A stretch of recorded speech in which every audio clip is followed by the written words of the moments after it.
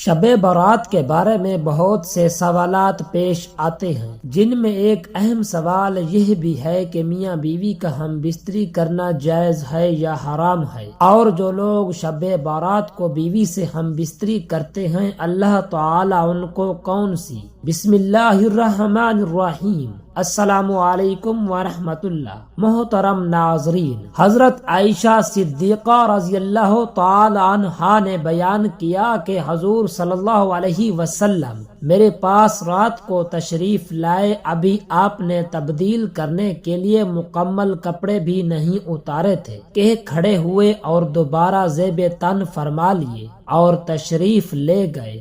آپ کے جانے کا مجھے بہت زیادہ دکھ ہوا، یہاں تک کہ میں نے گمان کیا کہ شاید آپ کسی دوسری زوجہ محترمہ کے پاس تشریف لے گئے ہیں۔ چنانچہ میں آپ کو ڈھونڈنے کے لیے باہر آئی تو میں نے آپ کو جنت البقیع میں پایا۔ وہاں آپ مومن مردوں، عورتوں اور شہداء کے لیے دعائے مغفرت فرما رہے تھے۔ نبی کریم صلی اللہ علیہ وسلم نے فرمایا، میرے پاس جبرائیل علیہ السلام آئے اور انہوں نے کہا کہ یہ رات نصف شعبان کی رات ہے اور اللہ تعالیٰ اس رات میں قبیلہ بنی قلب کی بکریوں کی تعداد کے برابر لوگوں کو جہنم سے آزاد فرما دیتا ہے، لیکن اللہ تعالیٰ شرک کرنے والے کی طرف، تعلقات توڑنے والے کی طرف نظر کرم سے نہیں دیکھتا۔ محترم ناظرین، آج ہم ایک ایسے موضوع پر بات کرنے جا رہے ہیں جو شب برات کے حوالے سے کافی لوگوں میں مشہور ہے۔ کیا شب برات کو ہم بستری کرنا ضروری ہے؟ کیا اس بارے میں کوئی مستند اسلامی حکم موجود ہے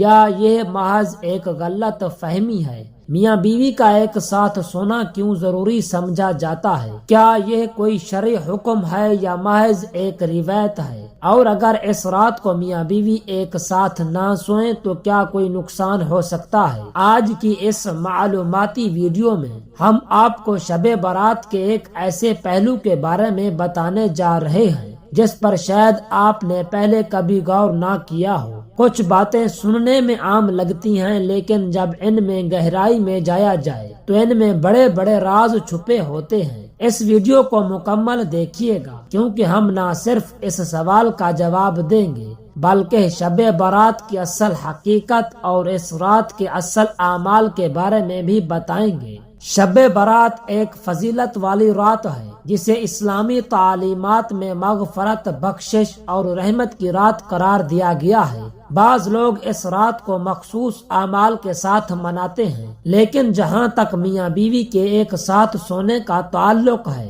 اس کے بارے میں کوئی مستند حدیث یا فقہی حکم موجود نہیں جو اس عمل کو خاص طور پر لازمی قرار دیتا ہو۔ تاہم اس موضوع کو مختلف زاویوں سے دیکھا جا سکتا ہے، جن میں شرعی، روحانی اور ازدواجی تعلقات شامل ہیں۔ نمبر 1، ازدواجی تعلقات اور عبادت۔ اسلام میں ازدواجی تعلق کو عبادت کے درجے میں رکھا گیا ہے۔ ایک دوسرے کے ساتھ حسن سلوک اور محبت کا برتاؤ کرنا بھی عبادت ہے۔ اگر کوئی شب برات کو عبادت کے ساتھ ساتھ اپنے شریک حیات کے حقوق ادا کرنے میں بھی گزارے تو وہ اجر کا مستحق ہو سکتا ہے۔ نمبر 2، شیطانی وسوسوں سے بچاؤ۔ میاں بیوی کا رشتہ مضبوط ہو تو شیطان درمیان میں دخل نہیں دے سکتا۔ ایک ساتھ سونا میاں بیوی کے درمیان محبت کو بڑھاتا ہے اور دلوں میں الفت پیدا کرتا ہے۔ اگر کوئی اس رات محض عبادت میں مشغول ہو کر شریک حیات کو نظر انداز کر دے تو اس سے ازدواجی زندگی میں دوریاں پیدا ہو سکتی ہیں۔ نمبر 3، مغفرت اور درگزر۔ شب برات مغفرت کی رات ہے، اس لیے اگر میاں بیوی کے درمیان کوئی رنجش ہو تو یہ بہترین موقع ہے کہ وہ ایک دوسرے کو معاف کر دیں۔ حدیث نبوی صلی اللہ علیہ وسلم کے مطابق اللہ تعالیٰ ان لوگوں کی مغفرت نہیں فرماتا جو آپس میں قطع تعلق رکھتے ہیں، لہذا میاں بیوی کو چاہیے کہ وہ صلح اور محبت کے ساتھ شب برات گزاریں۔ نمبر 4، ازدواجی تعلق اور نسل انسانی کی بقا۔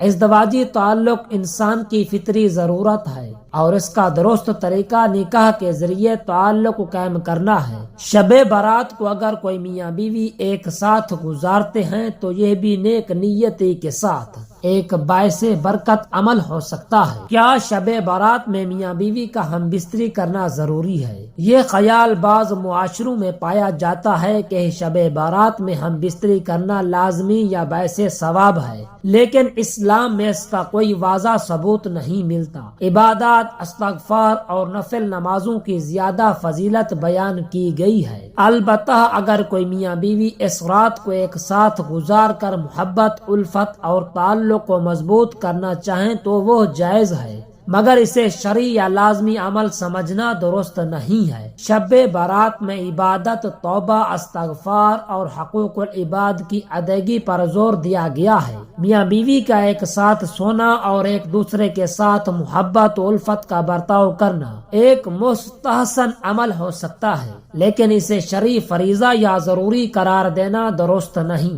اصل مقصد اللہ تعالیٰ کی رضامندی کرنا اور اپنے اعمال کو بہتر بنانا ہے۔ محترم ناظرین، جہاں تک شب بارات کو ہم بستری کا تعلق ہے تو اسلام میں ہر حلال کام کسی بھی وقت کیا جا سکتا ہے جب تک کوئی شرعی رکاوٹ نہ ہو۔ نکاح شدہ افراد کے لیے اپنے شریک حیات سے تعلق رکھنا حلال ہے اور اس میں کوئی ممانعت نہیں، لیکن اگر کوئی اس رات کو صرف عبادت اور مغفرت کے لیے مختص کرنا چاہے تو یہ بھی ایک اچھا عمل ہے۔ اصل چیز یہ ہے کہ اس رات کو گناہوں سے دور رہنے اور اللہ تعالیٰ کی رضا حاصل کرنے کی کوشش کی جائے۔ میرے اسلامی بھائیوں اور بہنوں، یقیناً سچی توبہ تب ہی کہلائے گی جب اس کی شرائط پر بھی عمل کیا جائے، لہذا توبہ کے جو بھی تقاضے ہوں اس پر عمل بھی ضروری ہے۔ یقیناً کہ سچی توبہ اللہ پاک کی نعمت ہے۔ یہ سچی توبہ گناہوں کو دھونے کا پانی ہے۔ سچی توبہ قرب الہی پانے کا ذریعہ ہے۔